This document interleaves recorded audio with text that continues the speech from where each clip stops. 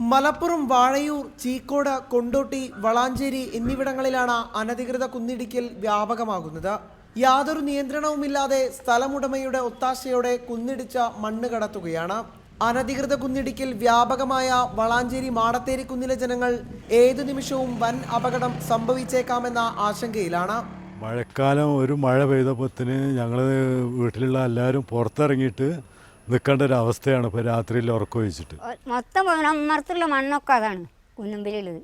പറ്റണില്ല, ആകെ ടെൻഷന്. കഞ്ഞി വരെ ഞാനൊന്നും കുടിച്ചിട്ടില്ല.